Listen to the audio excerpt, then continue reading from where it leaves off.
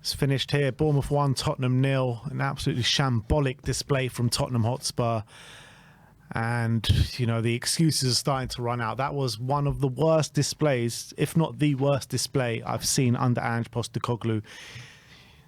In the first half, I thought they absolutely, you know, dismantled us in terms of physicality. Every time they went forward, they looked like they were going to score. But, you know, still we were creating chances down the other end. And they went in 1-0, and I thought it was deservedly so. But it wasn't, you know, the worst performance in the world. But second half, make a few changes, things start going in our way. We think we're really starting to get in the game with Sonny. Maddison has a chance. And, you know, we're really fighting our way back into the game. But that last half an hour was one of the worst half an hours of football I've seen in a very, very long time. It was embarrassing. There was nothing short of embarrassment. Lack of trying, lack of leaders, lack of energy, lack of everything. All the fundamentals that you need to be a football player. I'm sorry, that was shambolic from every single player on that pitch. And I'm telling you, there's not one player on that pitch that comes out with any credit today. I'm sorry, that was an absolutely shambolic display. It was embarrassing. And we were lucky to get out of that with a 1-0 defeat. 3-0, 4-0, 5-0, 6-0. You know, you're not walking away from that surprise with the amount of chances that we were conceding. We were just letting Bournemouth get into our goal time and time again. And it was just Bournemouth poor finishing that saved our guts not to get embarrassed in a scoreline. But by God, did we get embarrassed on that pitch. Like, I don't know. I don't know where to turn now, because you're looking at the up and down results. You're looking at where we sit in the league table right now. We're sitting... Where are we sitting? 10th in the league. We're sitting 10th in the league. It's nearly halfway through the season, guys. We're in December. We're 6 points off the top four now. We're 1 point from 13th. We've got Chelsea on the weekend, another aggressive team. Whenever we come up against an aggressive team, we seem to just lie flat on our faces. There just seemed to be a complete lack of belief on that pitch. There was no one that stood up. No one that stood up for that team. And the only word for it is embarrassing, guys. I'm saying the only word for it is embarrassing. I said in midweek, there's no chance we win this game. I tried to get positive. I tried to delude myself into thinking Spurs can go out there and win. But we got the result what we deserve. We actually didn't get the result we deserved, because actually that glossed over us. Like that 1-0 win, that 1-0 loss, you know, words can't describe how frustrated and how fuming I am right now. And I said in the midweek as well, Ange Postecoglou, I've backed him. But I've also said that now I'm questioning him more than ever. Well, now I'm even questioning more than I've ever questioned him from the previous week. He's got a lot to answer for after that. He's got a lot to answer for, because he had a left winger on the bench. I thought the starting lineup was a bit peculiar, with Kulusevski on the left, with Brennan Johnson on the left and Kulusevski on the right. I said when the lineups got announced that I don't understand why that's happening, because Brennan or Decky, they never look comfortable on the left. Brennan Johnson was non-existent today. What did he do? He got his name called out on the team sheet. That's all he did today. Dejan Kulusevski, he was poor today. I'm going to give him a bit of a pass because he's brilliant all season, but he was shambolic. Maddison, he stepped up for about 10 minutes in the beginning of the first half. Nowhere to be seen after that. Nowhere to be seen. Dom Solanke, you know, got to put away your chances when they come to you. I've been sitting here too many times saying Dom Solanke, yeah, he works hard, the work rate's good, the hold-up play is good. But when he gets in his goal-scoring opportunities, he doesn't take his chances. You need to take your chances, and especially in a game like this. Man, this team is going to be the end of me, I swear. I don't know. I don't know where we turn. I really don't know where we turn, because that last half an hour was worrying, very, very worrying signs in terms of the direction of this club and which way this club is going. I'm telling you, that is worrying signs. And if this carries on, Ange Postecoglou ain't going to be in this job by Christmas. I've said it for the last few weeks. We beat Man City. It kind of put that to the back burner now, but now we've drawn to Fulham in a shambolic display where we should have lost, and we've lost to Bournemouth now where we should have got absolutely pummeled 4 or 5. I don't know how we turn this around. I really don't, with Chelsea coming up next. Like, I'm lost for words, man. I'm lost for words. Ange has got to take responsibility, 100%. I know we got centre backs out. I know we've got injuries, all these different things. But I'm looking at the team we've got on the pitch. I'm looking at the quality we've got in midfield and some of the quality we do have out there. And to put in a performance like we did today, lack of, as you say, no aggression, just getting bullied. We're getting bullied by a 19-year-old centre-back. A 19-year-old centre-back. The marking from the corner that we conceded from was a disgrace. Completely left free. No one near him. He heads it. The easiest goal you're ever likely to see from a corner. No one's even thinking about marking him. I thought first half, Bournemouth were the better team, but I thought in terms of their attacking threat, didn't create too much. I thought we contained it fairly well, but we didn't do anything ourselves. We had one chance from Solanke, which was from actually that mistake from the 19-year-old from Hyson, which we didn't put him under enough pressure whatsoever throughout this game. That was the only moment we looked like we asked questions of them. Bournemouth always looked a lot sharper. They looked like they were very direct, got into their final third. They played like they usually do. I actually thought first half they weren't as good as that I've seen them play. But then second half, I thought, again, we started off quite well, actually. We made the sub with Son, and we had 3 really good chances. Obviously, Son had the goal, which was offside, which Solanke picked the wrong option.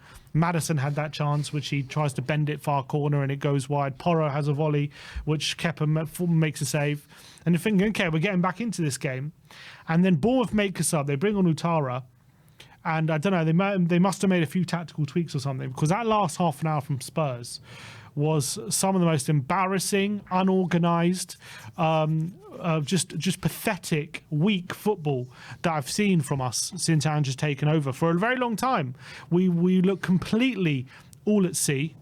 Bournemouth looked like it was very, very easy for them, not just to get in out wide, but as soon as they crossed the ball in, there was players just standing there in the middle of the penalty area with no one around looking to mark him. No one around thinking about maybe we should stop that. No one around thinking maybe we should mark our men. And they just missed chance after chance. If Bournemouth would have dropped points there, they would have been embarrassed that they missed the level of chance they did, because if we would have got a goal there in the last few minutes, even though it was nowhere near likely, if we would have got, I'm telling you, that would have been the biggest robbery since the bloody Hatton Garden heist. That would have been the biggest robbery, because we deserved zilch out of that game. That Zilch. last half an hour, and the worrying thing is as well, the more Ange changed, I mean, Son obviously made a bit of an impact when he first came on, but he changed it. And I said at the time, he went 4-4-2. He put kind of Son in this 10 role with Solanke up front, Werner on the left, Johnson on the right with Decky and Maddison there as well. And I said, whenever we go 4-4-2, it never works. We always look too open. We always look very disorganised. And Bournemouth completely took advantage of it. Bournemouth completely ran ragged in that period. They were tougher than us. It was just weak and pathetic from Tottenham. Whenever we were playing the ball into feet, and we had Adams and Christie, and when he came on, Lewis Cook, just reading it every time and bullying our players off the ball every single time, and it just led to transition after transition after transition. And the reality is, the way we play, we have these. It's not just the inverted fullbacks. But when you look at where our centre backs have the ball, we have pretty much all our players like in the final third, way ahead of the play. So as soon as they play into feet to one of our midfielders and they get intercepted, bam, they're in on our back line every time. And I'm sorry, that's a tactical issue. It's not of the players. It's not that they're not trying and all these different things. And look, there are probably elements of them not being strong enough and all those different mentality. You can all say that, but that is tactical. The way we build up and the way they're intercepting it and transitioning every time, that is on Ange. That is transitions. That is that the opposition have picked up on and are exploiting, and that's a tactical flaw. That is not to do with the players. That is Ange Postecoglou weaknesses being completely exposed and exploited. And the last 2 games has been there for all to see. I have to say, Fulham should have scored more goals. Our best player on the day, hands down, was Fraser Forster on the last 2 games. Even him today, he played that ball to Decky and they intercepted it, very similar to what they've been doing in the centre of the park, and we got lucky with an offside. But time after time, we're being completely transitioned on in the last 2 games especially. I wouldn't say it's been as bad as this before that, but the last 2 games has probably been the worst I've seen of it. It happened against Palace as well, I would say, as well, in terms of the amount of times we just get completely transitioned on and we have no answer to it. and we don't see a way of turning it around. And this has happened now in recent weeks too many times for Ange to find too many excuses. It's not an injury problem, what I'm seeing. Yes, we are having to use some players too often, you could argue. Yes, that we are maybe have a lot of injuries in our squad. I'm not denying that. There are definitely problems there.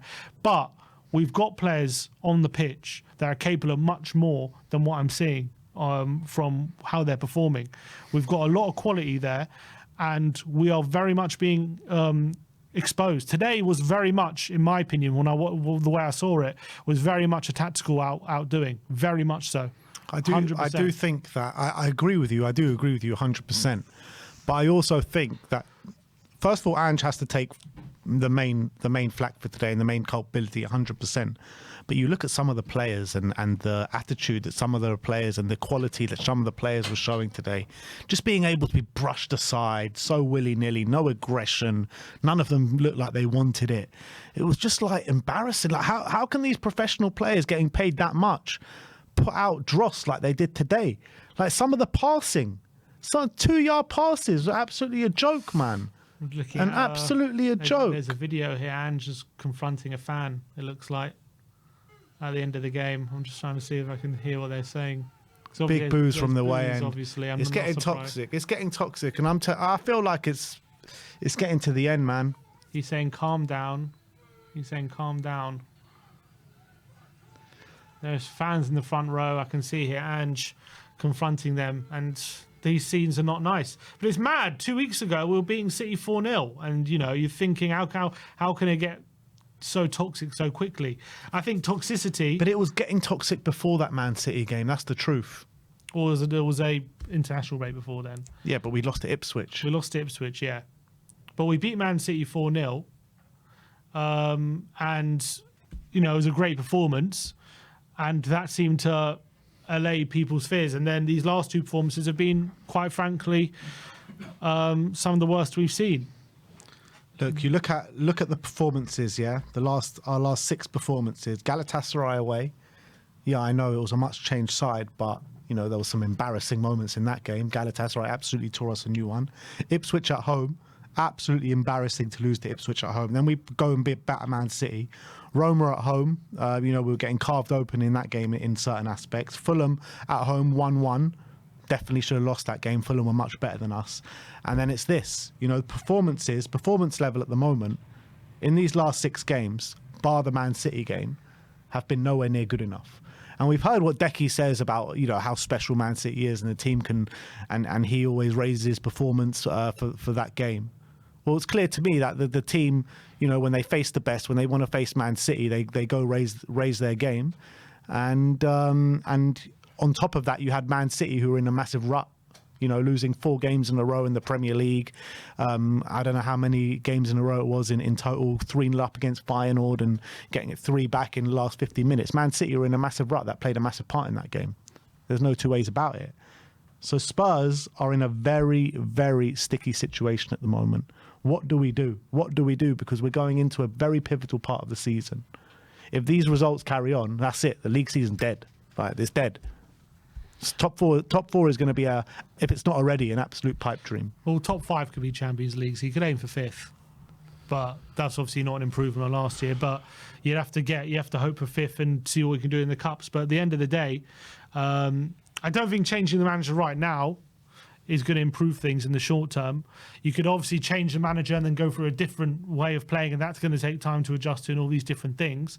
But you could do that if you feel like that he can get more of the squad. Maybe it could give a quick short-term uplift before, Are you losing belief in this project? The way from what I'm seeing the last 2 games, it's hard to say that we're going in the right direction. Though it's like pretty much 5 of the last 6. Yeah, in all competitions. I mean, we're not playing well. 100%, we're not playing well. It's struggling to see positive. We can't take many positives from a lot of these games. I'm not seeing forward steps from this football club. I'm not seeing forward steps from this team. Instead, I'm seeing regression. That's what I'm seeing right now. Yeah, it's hard and it's worrying. It's very, very worrying signs, and I'm quickly losing belief in this project. I really am. Game by game. Well, at the moment, we're falling like quicksand. That's reality. The performances are dropping off like a cliff. I don't know whether it's Is he asking them to be too intense? Is it just something that's not sustainable right now, especially when we have an injury crisis? Is it that when we're trying to build up with these two centre-backs and we're playing it into midfield and teams are reading it, is that a tactical flaw that teams have just found out and he's just going to be stubborn about and he's got no way of adjusting to? Earlier in the season, we were having problems and we were saying how he was fixing them and we were adjusting to deal with different things.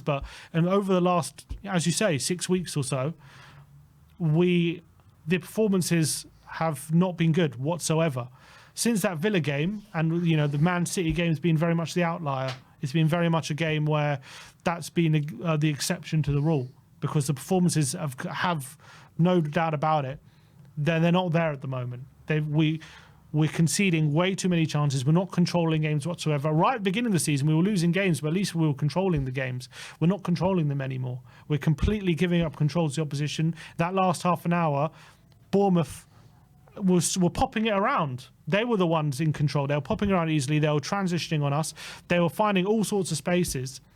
And that has consistently happened in the last few weeks now. That is something that hasn't been addressed and does not seem to be changing. And playing the style that we do, I accept there's risk versus reward, but at the moment, we're not getting any reward for it. All we're doing is completely risking everything. It's like we're putting on like a 10-fold accumulator every week. That's what it feels like. I'm putting like 10, 20. And we're putting like 10 grand on it. And that's what it feels like. And we ain't getting lucky as you get. And we're not getting lucky. And we're not getting lucky. We're not. There's at the moment, maybe while we're going through this period of all these injuries and stuff, he's got to adjust to what this team is capable of, because clearly this intensity is struggling. I'm sorry, no, these injuries are not an excuse for what we're showing on that pitch. Nowhere near an excuse. You look at the players. I said that at the beginning. Yeah, but you're mentioning the injuries, and while we have these injuries, we need to change. Look, we need to change the way we play with injuries or without injuries. The injuries are nowhere near an excuse. You look at the players on the pitch today. You look at some of the players that had a rest on the weekend as well, still putting in lethargic, embarrassing displays. I don't know, but to me, that last half an hour looked of a team that just lost or has lost all belief. That's what it looked to me. And it looks as though the belief has been sapped out of these players week by week by week, culminating in this. So... yeah, there was no kind of... You never looked like we were going to score in that last... Well, forget score. We just on the back foot. It was just Forster against their whole team, it seemed at times. They were just... If it wasn't for Bournemouth poor finishing, as you say, it would have been a lot worse than the scoreline was. It was the second game in a row where the scoreline has flattered Tottenham. And, I mean, it's hard to take when you've seen what this team is capable of when they are at their best. You've seen when they're in full flight, when they're at their most aggressive and their most intense. You can see what they're capable of. But at the end of the day, that's now, as the season's gone on, that is now becoming the exception to the rule. And that is the reality. And Ange has to address that. And he has to cop it. I know he does take responsibility. And I'm not saying he doesn't, but at the end of the day, if this doesn't turn around and if this continues for however long, then how long do you give it? How long do we give it if these results still happen, are still carrying on over the next few games? How long are we going to give it? How long does the board give it? It's a tough question, because I think the board have got to be asking themselves serious questions. And you know what? The board need to take responsibility as well with the transfer window that we had in the summer. We're relying on people like Gray and Bergvall, who are 18-year-old kids. All we did was bring in kids in the summer instead of taking this squad onto the next level. Yeah, we brought in Solanke, great. But everyone's got to take responsibility in this situation. And I really don't know in which direction we go in. I really don't. He said on what happened with the fan at the end, he said the fans are disappointed. They gave us some direct feedback, which we'll take on board. When asked what the fan said, he said it's not something that I can repeat in the press conference. Ange's... when I look at his body language, he seems a bit lost at the moment, to be honest. When I was looking at him on the sidelines there, and he was just looking on, watching his team get absolutely pummeled, he just looked clueless, man. He looked clueless how to turn this around. And I do think he's clueless how to turn this around. I really do. Ange has described the defending for the corner as madness for Hyson's goal. Yeah, you described the defending from the corner as madness, but we've seen that defending time and time again under your tenureship. We have. How many times have we just conceded goals free at the back post from open play and from corners? How many times? Countless amount of times. That's how many. And it's an embarrassment. It's an embarrassment. And I don't know. I don't know what to say anymore, man. I really don't know what to say. Every single person involved, every single person from top to bottom involved today is an absolute embarrassment. And they all got to take the flak. The players, the manager, the ownership, everyone. And this is what it's culminated in. And I genuinely believe come Christmas, we won't have this manager anymore. I genuinely believe that. And you know what? I said that a few weeks ago. How long ago did I said that after the Ipswich game. That's when I last said it. And my opinion hasn't changed. So look, we'll see what happens. We're moving on to the fan show where it's your chance to have your say. I want to thank you all for joining us today, all 2,763 of you in the live chat right now. But we'll be back very soon, guys. Like, subscribe. Was this an all audition? Well, you know what I said to you. What did I say to you? I said to you last week, if Ange is going to go, he's my number one option. He's my number one option. But look, let's not talk about managers until Ange is gone. But yeah, like, subscribe and comment. And as always, come on you Spurs.